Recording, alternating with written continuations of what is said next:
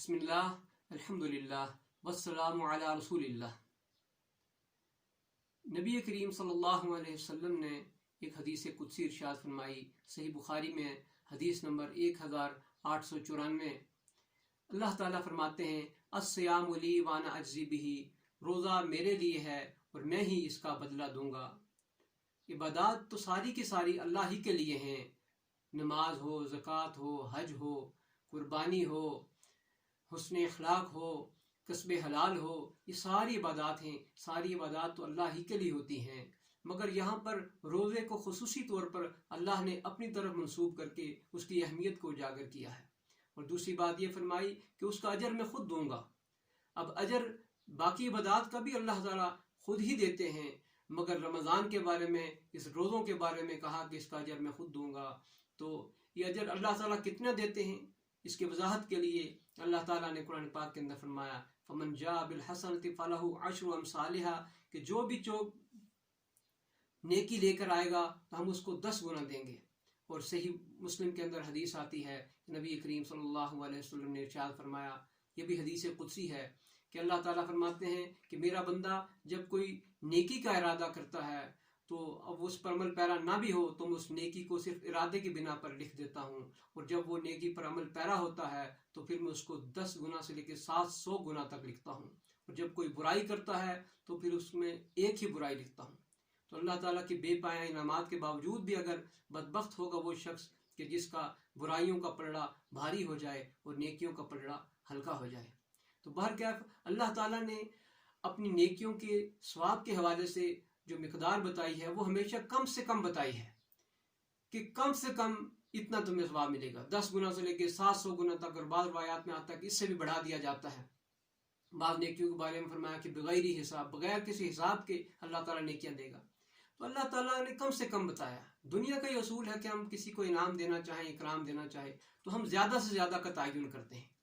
کہ جی 1 لاکھ انعام دیا جائے گا، 1 کروڑ دیا جائے گا، 1 ارب روپیہ دیا جائے گا، کیونکہ ہم اپنے بجٹ کو مد نظر رکھتے ہیں کہ بجٹ ہمارے پاس کتنا ہے، اس حساب سے ہم انعام دیتے ہیں۔ مگر اللہ تعالیٰ کے ہاں نہ کسی بجٹ میں خسارے کا کوئی اندیشہ ہے، نہ اللہ کے خزانوں میں کسی کمی کا اندیشہ ہے، تو اللہ تعالیٰ اپنی شان کے مصداق پھر انسان کو اجر دیتے ہیں۔ اور رمضان کے بارے میں امام ابن جوزی رحمۃ اللہ علیہ کہا کرتے تھے کہ رمضان کے مہینے کی مثال ایسے ہی ہے کہ جیسے یعقوب علیہ السلام کے 12 بیٹے تھے، اور ان 12 بیٹوں میں سے وہ یوسف علیہ السلام کے ساتھ جو محبت اور جو عقیدت رکھتے تھے وہ دیگر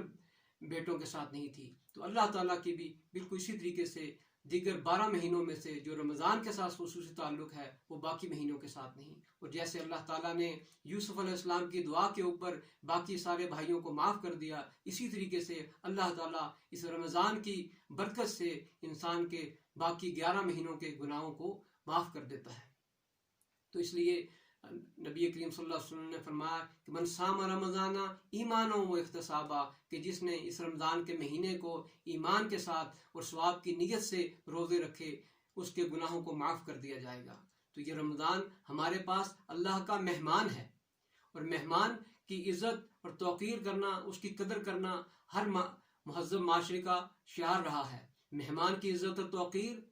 میزبان ہی کی عزت اور توقیر سمجھی جاتی ہے، اور مہمان کی ناقدری اور توہین میزبان کی ناقدری اور توہین سمجھی جاتی ہے۔ تو اس لیے ہمارے پاس یہ رمضان ایک مہمان ہے، اور اس کی ضیافت، اس کی مہمان نوازی ہم اللہ کے عبادات کے ساتھ، نمازوں کے ساتھ، تلاوت کے ساتھ، ذکر اذکار کے ساتھ، صدقات خیرات کے ساتھ ہم کر سکتے ہیں۔ ہمیں چاہیے کہ ہم زیادہ سے زیادہ اس اللہ کے مہمان کی ضیافت کریں اور اپنی آخرت کے لیے